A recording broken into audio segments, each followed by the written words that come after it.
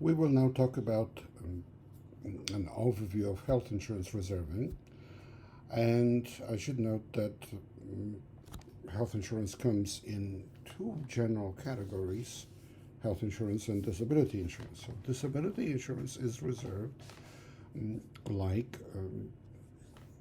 life insurance when it's like life insurance, when it pays benefits as long as a person lives. If the disability insurance pays medical benefits and it's paying for medical things in general, then it becomes very much like health insurance. And generally speaking, health insurance in the US is typically a short term, 1 year policy that is renewed with a new price next year.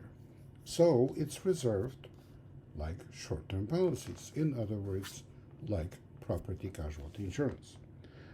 However, the reserving is generally done on per month per member basis. So an average is taken per month per member, and then you make projections about that, and then to get the actual amount, you multiply it by the number of members, number of months over which you want to do the calculation. But otherwise, the principle is very much like property casualty insurance. So, health insurance reserves may be classified broadly into the following categories: policy reserves, amounts necessary for contract obligations created by future claims, and claim reserves, amounts needed to pay claims already incurred but not yet paid, and included not yet reported. Expense liabilities, amounts needed to pay loss adjustment expenses, taxes, and other expenses related to liabilities incurred by the insurer from operations prior to statement date. Statement being the financial statement showing the reserves submitted to insurance regulators, because we concentrate on statutory insurance accounting and statutory reserves in what we study now. Reserving practices for health insurance in general are governed by the National Association of Insurance Commissioners Model Minimum Reserve Standards for Individual and Group Health Insurance.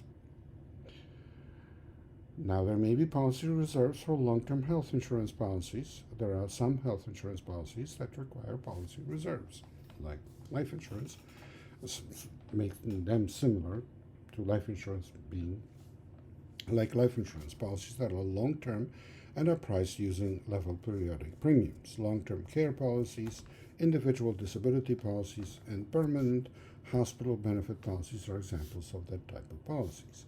Reserves for this type of policies are calculated in a manner similar to life insurance reserves, as the actual present value of future benefits minus the actual present value of future valuation net, so only providing benefits premiums, unless you're doing the gross premium and gross reserve calculation. Then, of course, you will take everything into account: gross premiums and expenses. Statutory reserves valuation basis is given by designated morbidity tables, persistency rate tables, and the maximum interest rate. The minimum reserve requirements are maximum interest rate, maximum morbidity table, and morbidity being proclivity to produce health insurance claims, so getting sick and producing claims, and appropriately conservative lapse table are based on the date of issue, not just as for the life insurance policy, so just the same way. For long-term health products, 2-year full preliminary term methodology is allowed, although 1-year full preliminary term is recommended. Reserves for the purposes of the generally accepted accounting principles for investment regulators evaluation are calculated using the insurer's realistic expectations for morbidity, mortality, persistency, and investment return on a net level premium basis and with a separate expense reserve. So the need for expense reserves arises when there are significant expenses of settling claims. They are generally based on experience studies. Other than claim expenses, the reserve for expenses may be accounted for in the unearned gross premium reserve, So reserve accounting for the fact that the unearned unearned portion of the gross premium will be due the insured if the policy is cancelled. One special case is the situation when the first year unpaid commissions and expenses turned out to be higher than the expense loading in that year's premium, and you are aware of that standard surplus strain problem. But we will concentrate mostly on claim reserves. In this work, we're interested first and foremost in the claim reserves. They represent the amounts that the insurer expects to pay in the future on claims that have been incurred prior to the date of the financial statement being produced and have not yet been paid in full. Claim reserves are the amount yet to be paid. Three major types of these liabilities are items due, unpaid claims, and claims in the course of settlement. The first of the three is usually small and known with reasonable precision because it's already established what needs to be paid, they're due, and we just haven't paid yet. Only the claims, unpaid claims whose amount is known, again, can be valued with reasonable precision. Only the claims that are still in the process of development, either because the ultimate value has not been established or because the insurance firm has no knowledge of the claim yet, produce a significant level of uncertainty requiring actuarial analysis. The basic methodology of claim reserving for health insurance liabilities is very similar to the methodology used in property casualty insurance loss reserving, because basic policies are short term. But there are some differences. Let us summarize them here. A health insurer encounters a significantly greater variety of types of claims, as there is a plethora of medical procedures for which payments can be made. Property casualty insurers have significantly greater access to the structure of the data underlying the claim, such as individual characteristics of the claimants.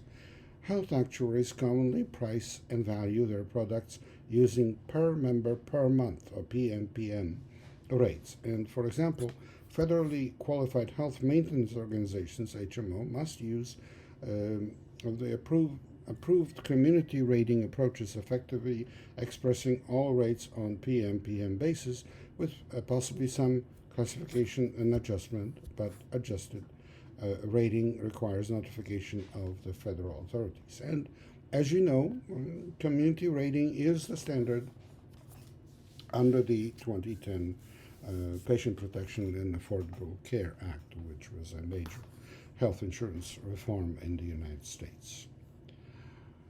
So what are those loss reserving methodologies in property casualty insurance? You're familiar with them somewhat. I'm just reviewing them. The amount ultimately paid on the claim submitted to an insurer is determined in the process of development. This process can be described by showing the ratios of amounts paid in consecutive years, development factors, or percentage of ultimate costs paid up to a given date, completion factors. The approach is also termed the chain letter method. Let us describe it with the help of some examples. So suppose that Mr. Bean, actuary, had a car accident on July 1st, 2005, and the cumulative amounts paid on the claim for this accident are $10,000 on August 1st, 2005, $1,000, $1,200 on September 1st, 2005, and $1,500 on October 1st, 2005, and the claim is determined to be paid in full on October 1st, 2005. Then the development factors for this claim are 1.2 on September 1st, 2005, and 1.25 on October 1st, 2005. Each factor is the ratio of the amount paid up to date to the amount paid up to date in the previous period. The completion factors are on August 1st, 2005, 66.67%, on September 1st, 2005, 80%, and on October 1st, 2005, 100%. Here the percentages represent the ratios of the amount paid up to date to the amount ultimately paid. If the valuation date is September 1st, 2005, then the insurance company will have paid $1,200 and it will ultimately pay $1,500, and the difference of these two amounts is the claim reserve. But in practice, the company does not know the ultimate amount and instead estimates it based on the amount paid up to date and evaluation date as either 1200 times 1.25 based on the development factor, and that's 1500, or 1200 divided by 0.8, again 1500, based on the completion factor. But the development factors or completion factors are not known either. They are estimated from the historical data. For that reason, development of claims from previous periods is studied and presented in development triangle. The triangle shows full development in an early period and partial development, less and less developed in subsequent periods. Suppose that Mr. Bean Actuary, Mr. Casimir Piast, or Casimir the Great, this is a name of a Polish king, that's why I have it there, Miss Alexandrina Saxon-Coburg, this is the real name of Queen Victoria. Since she prefers her middle name Victoria, we will refer to her simply as Vicky Coburg, and she's also known as Her Royal Majesty Queen Victoria.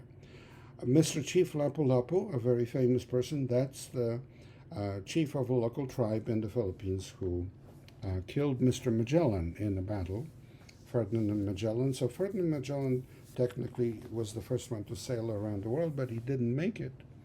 His expedition made it around the world, but he died in the Philippines. And in the Philippines, they celebrate both Magellan as the one who brought them their first cross and brought the Catholic faith, and Chief Lapu-Lapu as a defender against encroachment of Western imperialism. So they have a church dedicated to Magellan and his cross near a monument of Chief Lapu-Lapu.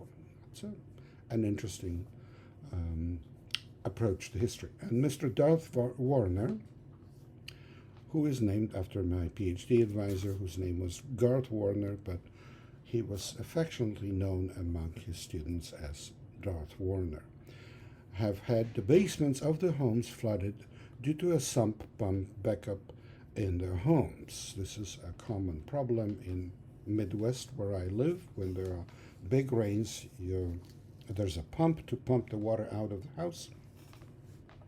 If the pump fails, you get all the water, possibly even the sewage, back up into your home. So it's a very big problem. And because floods are not covered by homeowners insurance, you have to get special federal flood insurance. It's a problem, but you can buy just a rider for a regular homeowners insurance, which covers this specific problem, sump pump backup. And it's relatively inexpensive compared to flood insurance.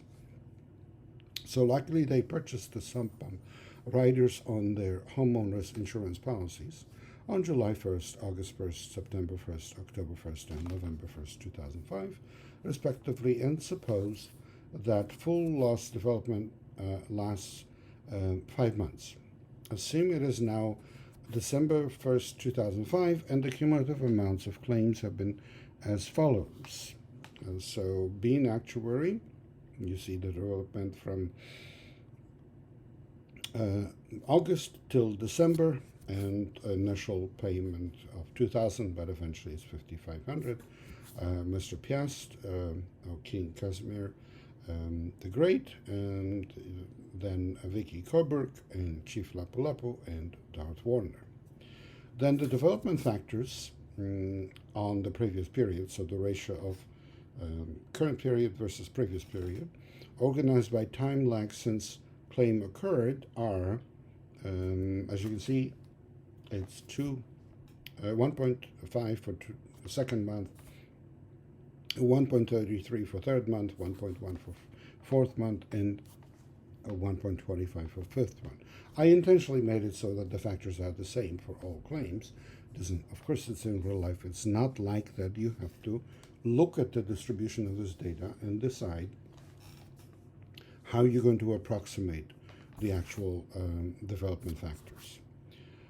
The completion factors for Mr. Bean Actuary are, as you see, again, we do not know the exact completion factors for Mr. Casimir Piast, Ms. Vicky Coburg, Mr. Chief Lapu-Lapu, and Mr. Darth Warner, because their claims are not fully developed.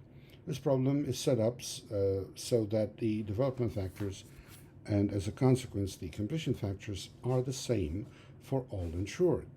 Consequently, the development triangle for completion factors as of December 1st, 2005 is, as you can see here, the same numbers for 1 month for all of them. Given that the payments made up to date for the 5 insured were, as you can see here, given, these amounts represent the following percentages of the ultimate value of the claims, the percentages that were the completion factors, and therefore the projected ultimate amounts can be calculated by dividing the amount paid by that percentage and get the ultimate amounts paid. And then the claim reserves for these claims as of December 1st, 2005 will be calculated as the ultimate amount minus amount paid up to date. In practice, development factors completion factors are estimated based on the historical data concerning development of other claims. The estimate may be the mean of factors in the same stage of development in the triangle, or a longer-term average from data collected by the insurance company, such as a multi-year average, or a weighted average, assigning higher weight to data closer to the previous time, or some other statistic derived from the data. Another possible approach for reserving is called the expected loss ratio method, and is a very simple alternative to the chain letter approach. In this method, estimated ultimate loss is the expected loss ratio times the earned premium. So premium paid for the coverage that has been earned up to date. And therefore loss reserve is the estimated ultimate loss minus losses paid up to date. The Bornhuetter-Ferguson method is a method which is kind of in between the two. In the chain letter method, we have the following estimate for the ultimate losses. It's losses paid up to date times the product of development factors. The loss reserve is estimated as estimated ultimate loss minus losses paid up to date. That's the same as losses paid up to date times the product of the development factors minus 1. If we write the product of those development factors as FULT, standing for ultimate, this is termed the ultimate factor. Then the estimated loss reserve is losses paid up to date times FULT minus 1, or estimated ultimate loss times 1 minus 1 over FULT. The Bornhuetter-Ferguson method combines the expected loss ratio and chain letter method. For each accident month row of the loss development triangle, we start by estimating the ultimate loss ratio expected for the period, considering all available information. Using this estimated loss ratio and the earned premium for the period, we then calculate the estimated ultimate loss for the period. Then we use the paid period-to-period development factors from the chain letter method to calculate the ultimate factors, FULT. So the steps are: estimated ultimate loss is the expected loss ratio times earned premium. Calculate FULT, and estimated loss reserve is estimated ultimate loss times 1 minus 1 over FULT. Now let's look at this calculation, really the same calculation, but in the context of health insurance. Suppose that the ABC Insurance Company has paid the following amounts for claims incurred in July 2005, with all claims paid by October 2005. So the month numbers are 0, 1, 2, 3, and these months are July, August, September, October. Amount paid in month 0 is 0, then it's 1,000, 200, and 300. Then the development factors for this claim are 1.2, which is 1200 over 1000, and then 1.25, which is 1500 divided by 1200. Each factor is the ratio of the amount paid up to date to the amount paid up to date in the previous period.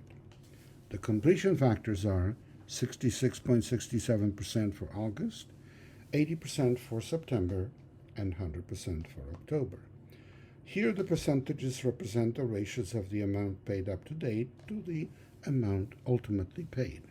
If the valuation date is September 2005, then the insurance company will have paid 1200 and it will ultimately pay 1500. The difference of these two amounts, 300, is the claim reserve. But in practice, the company does not know the ultimate amount and instead estimates it based on the amounts paid up to date at the valuation date as either 1200 times 1.25 based on the development factor or 1200 divided by 0.8, which is again 1500 based on the completion factor. But the development factors, the completion factors, are not known either. They are estimated from the historical data. For that reason, development of claims from previous periods is studied and presented in the development triangle. The triangle shows full development in an early period and partial development, less and less developed in subsequent periods. Suppose we have the following claim patterns by incurred and paid months. Assume it is now December 2005 and the claims paid have been as follows. Note that we are now assuming, for simplicity of this presentation, that all claims are fully developed after 5 months. In practice, the actuary will have to estimate this number of months after which full development occurs as well. So here we have the months and the process of development or completion. And this is designed so that it's the same data as in the previous example because we're really studying the same idea. Then you have these development factors and the completion factors. We do not know the exact completion factors for September through December because those claims are not fully developed. The problem is set up so that the development factors and as a consequence the completion factors are the same for all insured. Consequently, the development triangle for completion factors as of December 2005 is as follows. And we are given that the payments made up to date for the 5 insured were 5,500, 6,600, and so on. These amounts represent the following percentages, and so we estimate the ultimate amounts paid, and then the reserve is the ultimate amount paid minus the amount paid up to date. In practice, development factors or completion factors are estimated based on the historical data concerning development of other claims. The estimate may be the mean of factors in the same stage of development in the triangle, or a longer-term average from data collected by the insurance company, or a weighted average, or some other statistic derived from the data. I give you some readings here, and I also, in the class site in Reginet, which will soon have to move to Canvas, you can find additional readings where a method of statistical estimation is also presented, the one presented by Mr. Lynch, but other possible statistical approaches can be used because the point is to make an estimate of what these development factors or completion factors are based on the data available up to date. So you may review those, and you can also make presentations in class about those.